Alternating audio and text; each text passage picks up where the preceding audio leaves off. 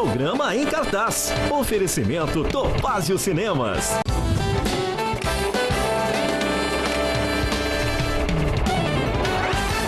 Olá! Essa semana é daquelas em que a gente vai para o cinema em trajes de gala, porque com toda a pompa tem a estreia de Napoleão.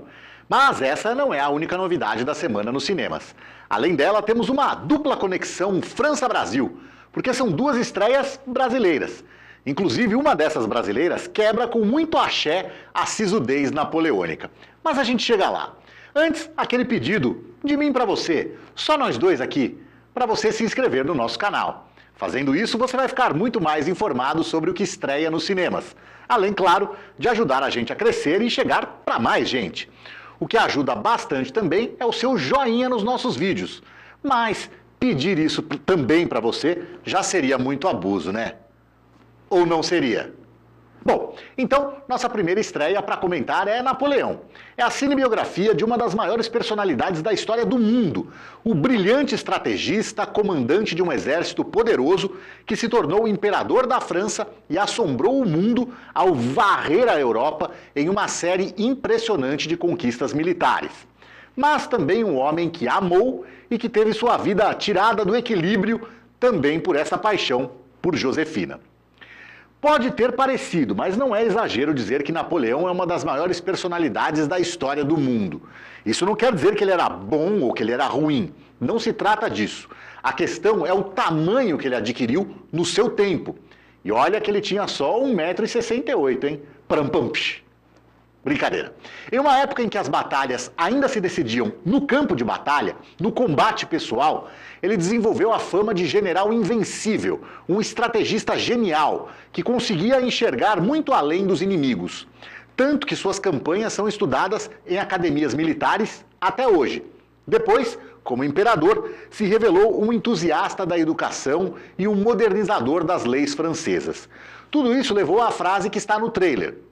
Abre aspas, eu sou o primeiro a admitir quando eu erro. Eu simplesmente nunca erro. Fecha aspas. Autoconfiança e arrogância andam muito próximas uma da outra. E não é difícil que elas se confundam uma com a outra. Toda essa grandiosidade inspiraria, séculos depois, um grande diretor, ele próprio dado a ímpetos de grandeza, a fazer uma cinebiografia sobre Napoleão. E eu ainda não estou falando de Sir Ridley Scott, que dirige esse novo filme. E nem do francês Abel Gance, que em 1967, ou melhor, 1927, fez aquela que é, pelo menos até aqui, a mais famosa e importante cinebiografia de Napoleão. Aqui eu me refiro ao grande Stanley Kubrick, o também genial diretor de clássicos como 2001, Uma Odisseia no Espaço, O Iluminado e Glória Feita de Sangue, planejava filmar a história do imperador francês justamente como seu próximo projeto depois de 2001, ali entre o fim dos anos 60 e o início dos 70.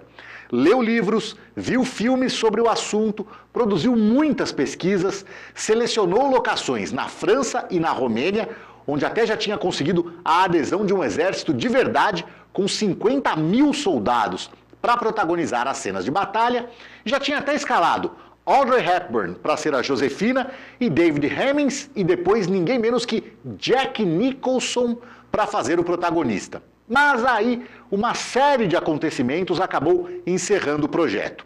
Teve o lançamento do soviético Guerra e Paz, o fracasso do hollywoodiano Waterloo, os dois com esse mesmo tema, e principalmente o recuo dos investidores diante do alto custo da produção. O trabalho só não foi totalmente perdido porque Kubrick aproveitou parte da pesquisa para fazer Barry Lyndon, filme que seguiu Laranja Mecânica, que seguiu 2001. E também não foi perdido porque Kubrick passou esse projeto para o Steven Spielberg, como já havia feito com Inteligência Artificial. Spielberg dirigiu o AI, Inteligência Artificial, em 2001, e enquanto estamos falando, está produzindo a minissérie sobre Napoleão para a HBO. Então, você viu aí que eu falei em Kubrick, Spielberg, HBO, soviéticos, americanos, tudo isso dá a dimensão do personagem. Mas quem está trazendo Napoleão às telas do cinema agora é a dobradinha Apple Ridley Scott. Dois gigantes também. Scott é um dos grandes diretores que nós temos. cara de filmes que são verdadeiros marcos na história do cinema, como Alien, o Oitavo Passageiro, Blade Runner, Thelma e Louise, Falcão Negro em Perigo, Gladiador, que aliás ele está preparando o 2, né, Gladiador 2. Bom, tá, tudo bem. Ele fez Hannibal também, né? Mas eu disse que ele era ótimo, não que ele era perfeito. Ótimo e versátil. E prestes a completar 86 anos. Impressionante. Quanto à Apple, basta dizer que é a empresa mais valiosa do mundo.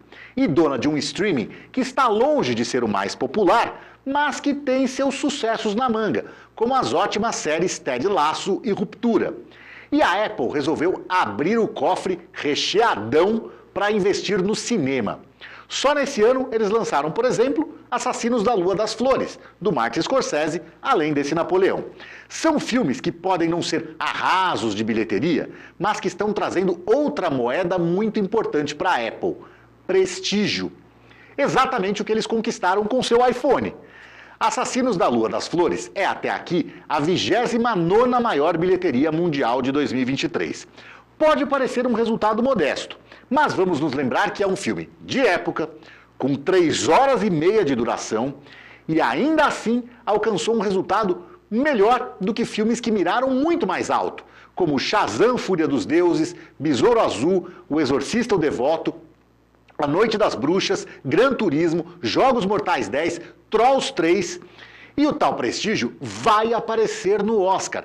Podem me cobrar aqui no dia 23 de janeiro se Assassinos da Lua das Flores e Napoleão não vão ter juntos pelo menos umas 20 indicações. Eles surgem desde já como 2 dos grandes favoritos. E a Apple tem uma estratégia de lançamento oposta à da Netflix, que também busca, sim, prestígio. Uns anos atrás, ela também fez um filme do Scorsese, O Irlandês, e fez com ele como fez com outros lançamentos mais refinados. Colocou no seu aplicativo quase que com exclusividade. A exibição no cinema desses filmes aí foi só pouca coisa maior do que o necessário para cumprir as exigências para concorrer ao Oscar. Já a Apple não. A Apple aposta em um lançamento maciço nos cinemas para só mais tarde, sem pressa, disponibilizar na sua plataforma de streaming. Inclusive a chamada versão do diretor, com 4 horas de duração. Essa que vai para o cinema agora tem pouco menos de 2 horas e meia.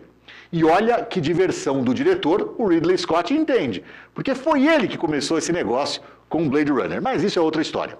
Mas antes que alguém pense que ele foi obrigado pela Apple a reduzir o filme para exibição no cinema, não foi nada disso. A iniciativa foi dele próprio, que considera que 2 horas e meia é o máximo de tempo que a pessoa aguenta ficar sentada no cinema sem começar a se sentir desconfortável e achando que o filme está arrastado. Um problema que em casa é mais fácil de contornar, com o espectador podendo fazer as pausas quando quiser. Então, ao contrário de reclamar da Apple, o diretor é só elogios para a empresa, principalmente pela confiança em colocar um orçamento de 200 milhões de dólares nas mãos dele. Mas nem sempre ele está com esse bom humor todo. Ele também tem distribuído umas patadas, muito divertidas por sinal, sobre as críticas em relação a algumas imprecisões históricas, como o fato de Napoleão não ter presenciado a execução da rainha Maria Antonieta, ao contrário do que é mostrado no filme, ou ter bombardeado as pirâmides do Egito, o que também obviamente não aconteceu. Ele disse, abre aspas, vão arrumar o que fazer. Quando algum historiador implica com um filme meu, eu pergunto, desculpa amigo, mas você estava lá? Não. Então cala a boca. Fecha aspas. Sobre as críticas da imprensa francesa, que considera que o filme demoniza esse herói nacional e ao mesmo tempo é muito bonzinho com os ingleses, ele respondeu apenas que não ouviu ninguém vaiar o filme na pré-estreia em Paris. Bom, falei muito sobre Napoleão, sobre os filmes feitos e o não feito sobre ele, sobre Apple, sobre Ridley Scott. Antes de mudar de assunto, vale gastar um minutinho com os protagonistas. No difícil personagem título, Joaquin Phoenix, ganhador do Oscar por Coringa, papel que ele vai reprisar no ano que vem, né? Coringa 2.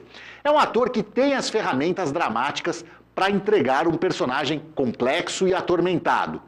O roteiro não transforma o grande amor de Napoleão, Josefina, em coprotagonista só por um capricho politicamente correto. Ela foi realmente uma paixão avassaladora dele, uma grande influência em sua vida e, na verdade, a última palavra que ele disse na vida foi o nome dela. Em seu leito de morte, Napoleão disse, abre aspas, França, o exército, a cabeça do exército, Josefina, fecha aspas, e morreu.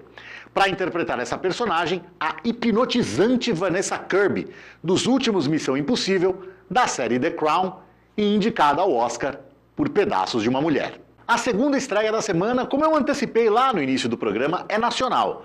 Na comédia Não Tem Volta, Henrique levou um pé na bunda de Gabriela. Arrasado, ele decide que não quer mais viver.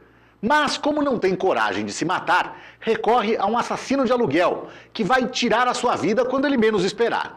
Só que quando a Gabriela resolve que quer o Henrique de volta, como é que ele faz para pedir o cancelamento do contrato com o assassino? O cinema nacional ainda busca uma retomada no pós-pandemia. Se mesmo no cinemão hollywoodiano as coisas ainda dão uma sensação de que estão pegando no tranco, mesmo com sucessos estrondosos, como Avatar, O Caminho da Água, Homem-Aranha Sem Volta para Casa e Barbie, imagina o cinema brasileiro.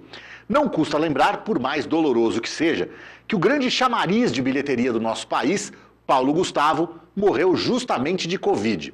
Mas ele deixou a pista. Sim, temos Cidade de Deus, sim, temos Tropa de Elite, mas brasileiro gosta de ir ao cinema para se ver na comédia. Mussum Filmes, que está indo muito bem, obrigado, é um drama leve, com muitos momentos para provocar riso. Não Tem Volta é uma comédia romântica com aventura e, veja só você, suspense. A trama foge do real o suficiente para a gente ficar curioso com esse absurdo do cara que encomenda a própria morte e depois se desespera quando percebe que não vai ser tão fácil assim cancelar o combinado.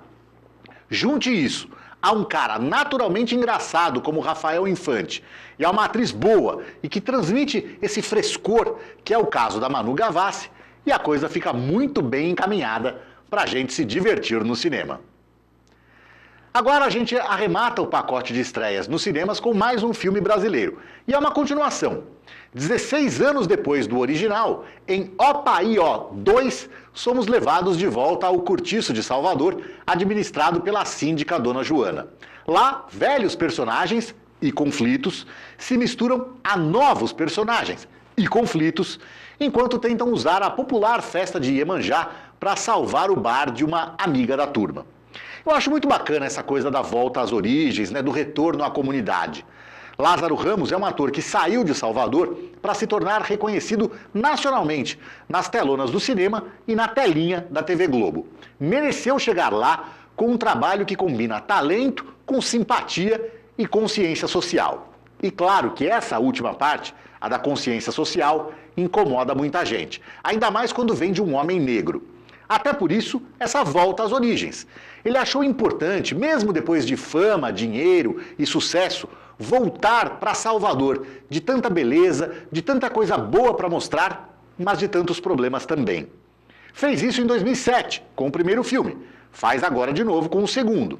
Nessa segunda visita, alguns outros retornos, como os do também ótimos Érico Brás e Dira Paz, mas também novos personagens. Novos também em idade, a geração do futuro, as crianças e os adolescentes. Discutindo temas importantes como racismo e o bom uso da tecnologia, Opaí Ó 2 é uma boa oportunidade para o público se livrar de alguns conceitos formados sobre a vida nas regiões pobres de Salvador, mas também se divertir com tudo aquilo que a gente também espera de lá, música e alegria. Ah, e se os bolsonaristas estão boicotando, é mais um motivo para conferir. Tchau!